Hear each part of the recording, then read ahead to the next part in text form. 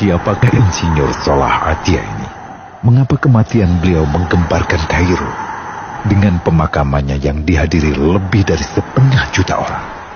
Mari kita simak kisah dari Asosiasi Universitas Islam Mesir ini. Al-Kisah dari kampung kecil bernama Tafahna al-Ashraf, distrik Middle Ghamir, provinsi Dakohlia, Mesir, ada 9 orang sarjana miskin lulusan Fakultas Pertanian. Lalu mereka pun sepakat membuat sebuah peternakan unggas, sembari mencari mitra ke-10.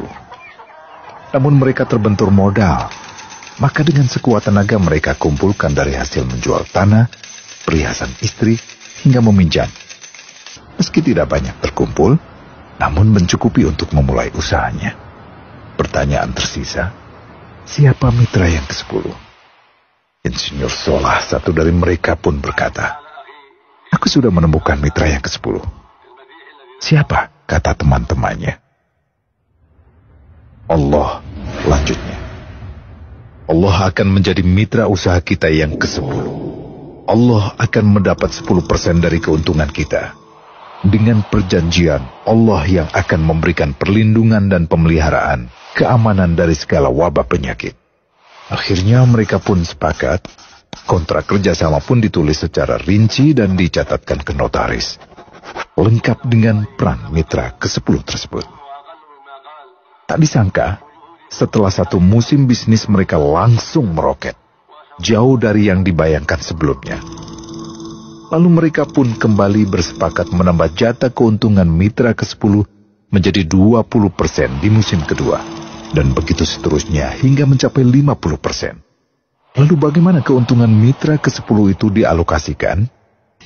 Dimulai dengan membangun sekolah dasar Islam putra, lalu lanjut putri, kemudian sekolah menengah putra, kemudian putri. Tambah lagi madrasah alia putra, lalu putri. Tapi karena keuntungan terus membanjir, akhirnya dibentuklah Baitul Mal.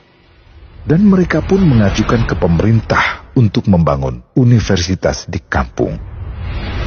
Awalnya ditolak dengan alasan tiadanya akses bagi para mahasiswa. Tak berapa lama mereka pun mengajukan pembangunan universitas lengkap dengan stasiun kereta beserta jalurnya dengan biaya mandiri. Akhirnya permintaan ini disetujui, dan pertama dalam sejarah Mesir berdirilah sebuah universitas di perkampungan kecil. Semakin berkembang, dibangun pula fakultas kedua, ketiga, keempat hingga asrama putri dengan kapasitas 600 kamar. Lalu asrama putra dengan 1.000 kamar. Tiket kereta api pun digratiskan untuk memudahkan transportasi menuju kampung tersebut.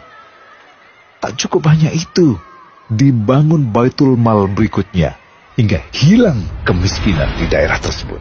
Dan program ini diduplikasi ke kampung-kampung lain hingga bisa dikatakan tak ada kampung yang disinggahi Insinyur Salah kecuali akan dibangun Baitul Mal untuk warga. Bantuan pun diberikan untuk fakir miskin dan para janda. Pemuda pengangguran pun dilatih untuk mengelola perkebunan sayur hingga mandiri, bahkan sampai bisa mengekspor ke negara tetangga. Pada saat panen raya, seluruh penduduk dikirimi paket sayur. Di hari pertama Ramadan diadakan buka puasa bersama untuk seluruh penduduk desa. Mereka memasak dan hadir ke lapangan yang dipenuhi beraneka makanan. Disiapkan juga perabotan untuk gadis-gadis yatim yang ingin menikah. Dan ini semua merupakan sedikit dari banyaknya kebaikan yang dilakukan oleh Insinyur Salah. Hingga pada akhirnya disepakatilah keuntungan perusahaan 100% untuk Allah. Insinyur Salah yang awalnya adalah salah satu mitra usaha berubah menjadi karyawan Allah. Dia hanya menerima gaji, namun dia memberikan Tuhannya syarat agar membuatnya hanya butuh kepadanya dan hanya meminta kepadanya. Inilah sosok Insinyur Salah Atia, aktor utama kisah menakjubkan ini. Keikhlasannya membuat ia sama sekali menolak terkenal di media massa. Dan kini